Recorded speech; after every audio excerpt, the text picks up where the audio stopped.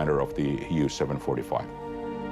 It was suspected that since the body was washed to the shores of Åland Islands, that the submarine had actually must be also somewhere very close to that area. Yet the wreck is never found. The members of wurde.Die, a skilled dive team, hope to finally locate the U-745. And it needs to be done. It's no use to go out there to the sea and spend enormous amount of diesel fuel just searching for the wrong place. They believe that if you're looking for U-boats in the Baltic, you first look where the minefields were laid.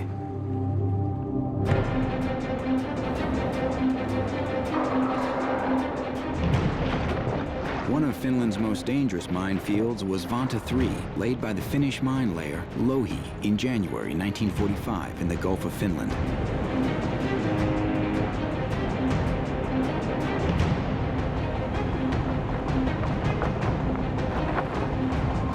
Lohi was laying in the minefield, and guys were on board really executing the operation. They were first-timers. None of them had been laying in minefield before. Then there were, of course, officers saying, okay, you do this and don't do anything else, but just do this. And then someone with a stopwatch saying, now it's time, and now it's time. And guys were able to accomplish it.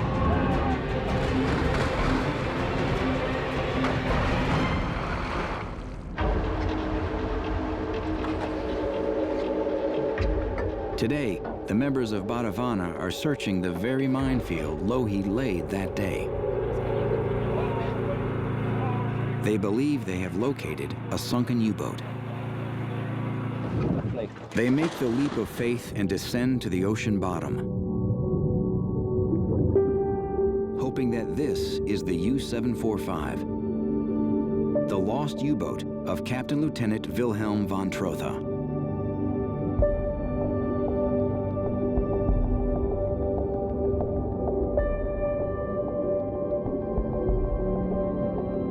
If they are right, they will be the first people to see the sub since the 48 men inside sank to their deaths in 1945. The problem with that wreck actually has been that the visibility close to the bottom is often really poor. It's getting milkier, and some kind of clay particles are here and there, and hey, where is it? And suddenly you see this whole bow of the U-boat coming at you, and it's beautiful. It's just unreal, amazing sight.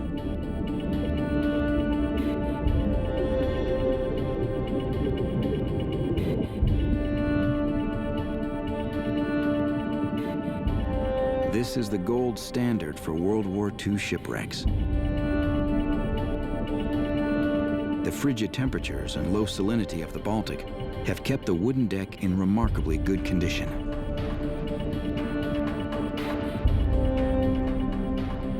I still remember like it was yesterday. We were going down. Jussi was in front of me because he had the lights. And on that dive also, the visibility was fairly good. And I could actually see the U-boat lying on its side and this incredible mushroom type, or a funnel type, if you like, conning tower construction. And I was looking at it like, wow. What kind of a sub is this after all? Because the conning tower, it looked like it would be like one size too big. There's a big platform with closed railing in the front and double the amount of anti-aircraft weapon. It was two twin 2-centimeter automatic guns and two single-barrel 37mm guns.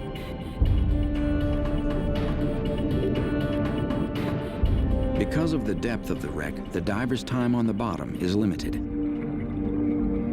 After only 15 minutes on the bottom, the team must begin the process of decompression, which allows the body to eliminate gases accumulated during the dive. It's kind of important to check your watch, because anyway, exceeding bottom time by 1 or 2 minutes means that you have a lot more decompression to do.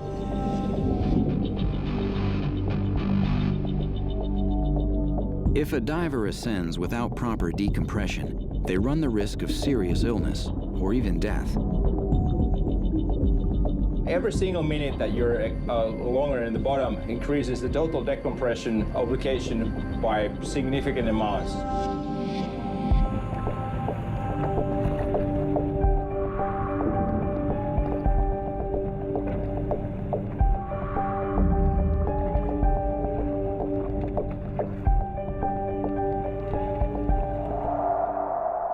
first thing that actually came to my mind is that I had seen a line drawing of this design in one of the books.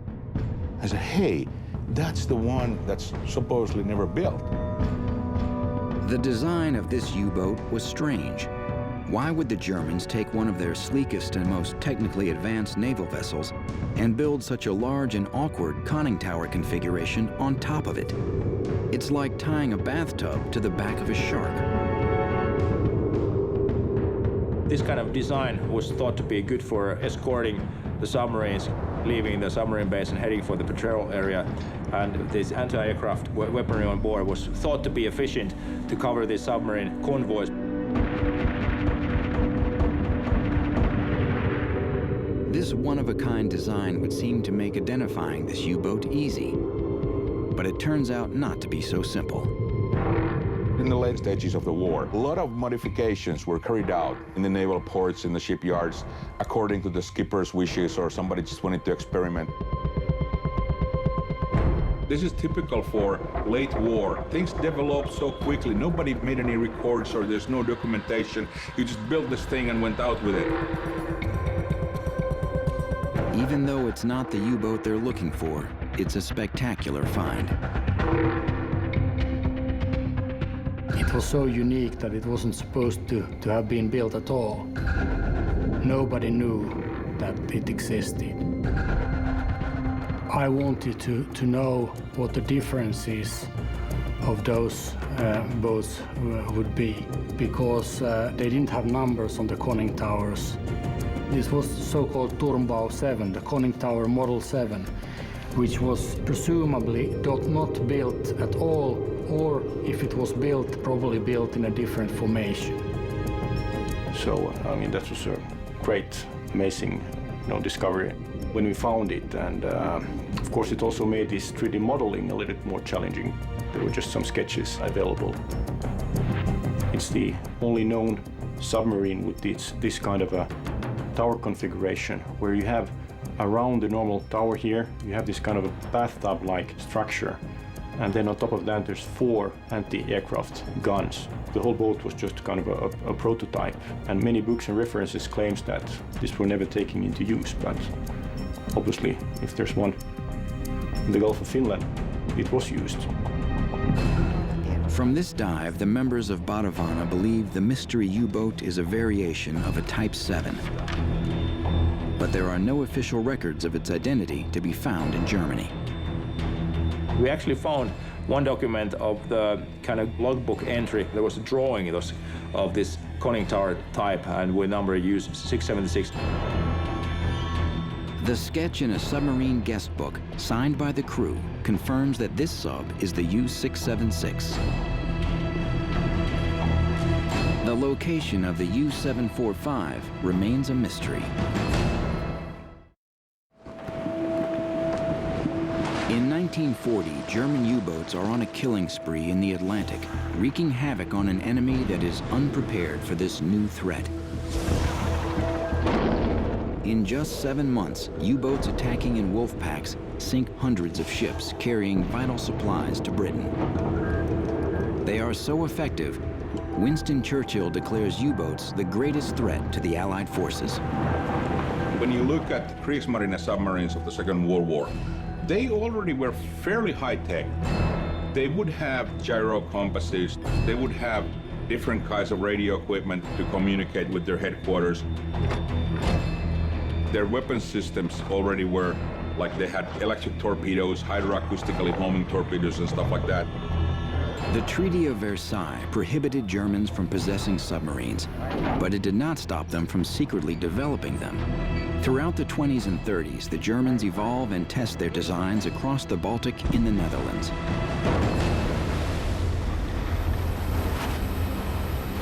By the start of the war, the Germans design a sub that is both seaworthy and economical to build. It will become known as the Type VII, the workhorse of the Atlantic. Over 700 will be rushed into service. The southern Baltic was used as a training site for the submarine captains who were heading towards Atlantic. So first you go into a bathtub and do a little bit of training there, and then you go to train with your little boats there, and then you go in the big business. U-boats are built in Bremen, then sailed in the Baltic for several months. The idea is to train the 44-man crew to operate as one before sending them to the Atlantic. But not all subs are sent to fight the British and Americans. Some U-boats are kept in the Baltic to fight the Russians. The Baltic Sea, for the Germany, it was very, very important to keep it enemy-free.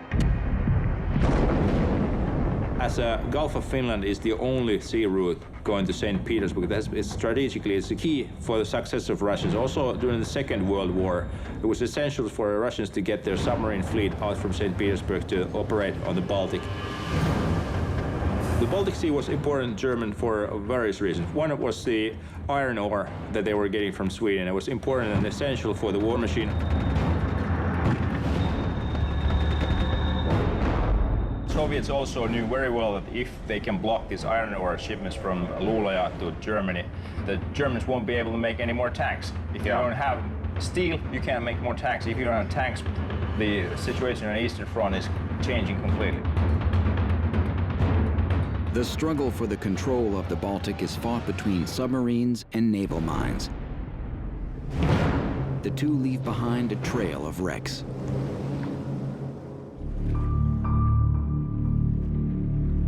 When you start looking for submarines, the basic nature of that branch of military service is stealth.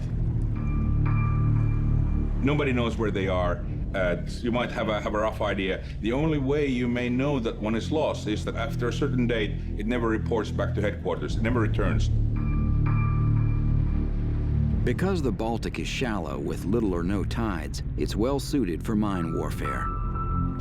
The use of these crude devices reached a peak during World War II, and over 200,000 would be laid defensively. A marine mine is a relatively cheap weapon. So what happened was that over 60,000 mines were laid in the Gulf of Finland. There are at least 46 different types of mines used, with as many as 10 different triggering mechanisms. Finns were laying mines, Germans were laying mines here, Russians were laying mines here, and because of water depth, which is only about 100 meters at its deepest, it's kind of very favorable. Here we have a cutout in the mine showing its guts. So how does it work? Basically, the horn is a lead horn, glass amp filled with acid, and when the submarine or something else hits into the lead part, this glass amp is breaking, and there's two metal electrodes inside here in the bottom of the cavity, and it's generating a battery. And then we have 250 kilos TNT. And off you go.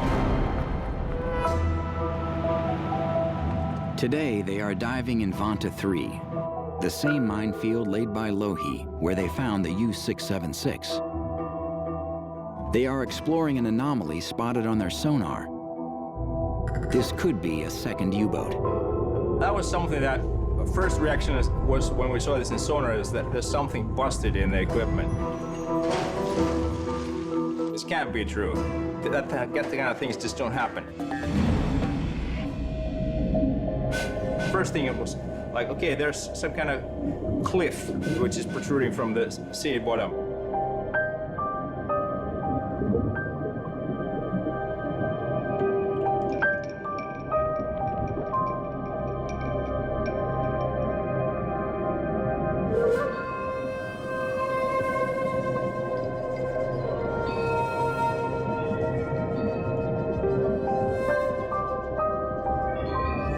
It seems that there are fish nets all over the place. It might be a very dangerous place to be. And remember, we are both yelling like, "Ooh," out there in pitch darkness. The team has found another intact U-boat. The whole sub is inside the clay, all the way to the conning tower. That kind of sight is just insane.